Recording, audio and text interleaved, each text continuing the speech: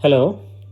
आज हम बात करते हैं कि अगर हमारे एयर कंडीशनर में प्रॉपर कूलिंग नहीं हो रही है तो कौन कौन से चेक पॉइंट्स हैं जो हम खुद चेक कर सकते हैं, जहां पे हमको टेक्नीशियन की, इंजीनियर की ज़रूरत नहीं पड़ने वाली है। तो दोस्तों, इस तरह का आपका एक एसी का रिमोट होगा।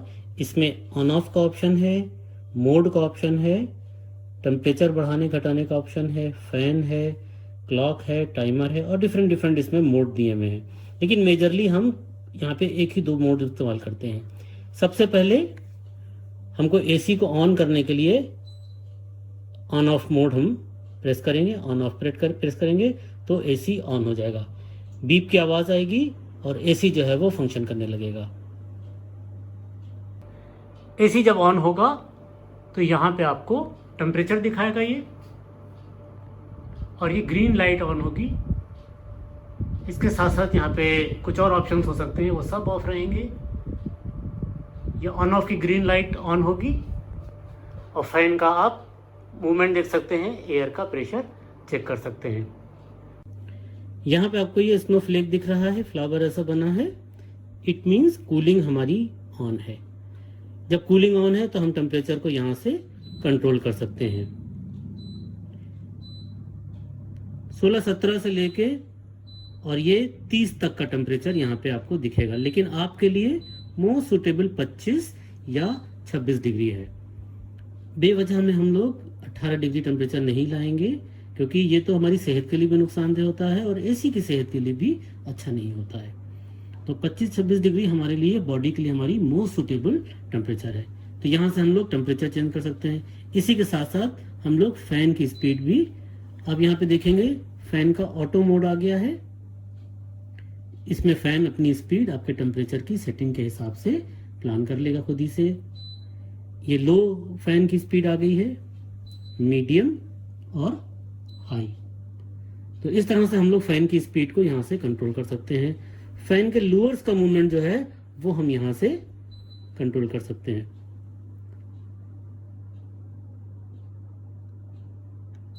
लूअर्स को ऑन कर सकते हैं, लूअर्स को ऑफ कर सकते हैं।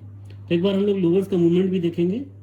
लूवर्स को ऑन किया तो ये लूवर्स हमारे मूव होने लगेंगे। जहां पे चाहें हम वहां पे सेट कर देंगे तो इनका मूवमेंट वहीं पे रुक जाने वाला है।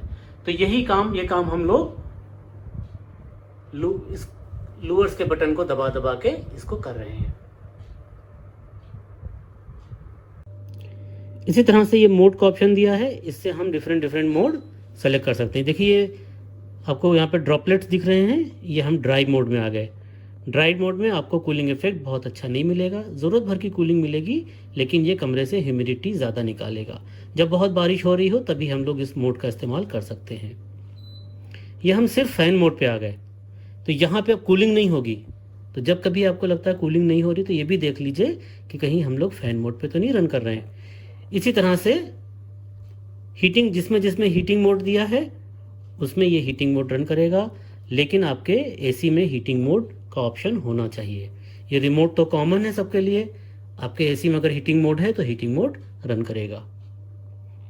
एक ये ऑटो मोड भी है। ऑटो मोड अगर आप लगा देंगे तो रूम की कूलिंग, फैन की स्पीड, सब एयर कंडीशनर अपने आप सेट करने वाला है। तो हमें दोस्तों रिमोट की पूरी इंफॉर्मेशन होना चाहिए।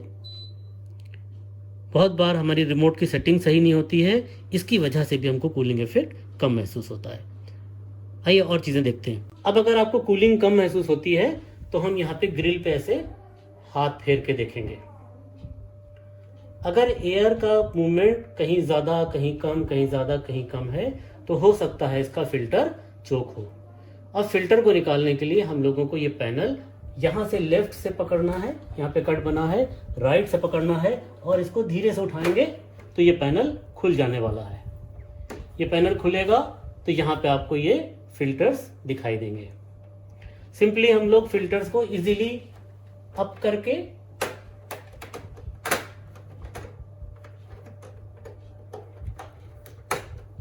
ऐसे खींचेंगे तो ये फिल्टर बाहर आ जाएगा। अभी ये फिल्टर तो बहुत क्लीन है। अगर ये फिल्टर गंदा हो गया है या ये कॉइल गंदा हो गया है तो दोनों वजहों से कूलिंग इफेक्ट कम होने वाला है। फिल्टर में क्या करना है, सिंपली इसको ले जाएंगे ऊपर से गंदा होगा, इसको उलट के और हम यहाँ पे पानी से इसको क्लीन कर सकते हैं। क्लीन करने के बाद आपको दोबारा इसको अपनी जगह पे लगाना है। देखिए थोड़ा सा ट्रिक है इसको लगाने की।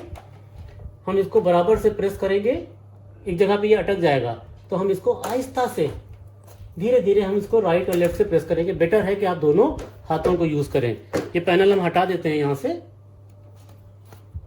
ताकि आसानी से आपको दिखे। बाकी आप पैनल को ऊपर उठा देंगे तब भी काम करेगा।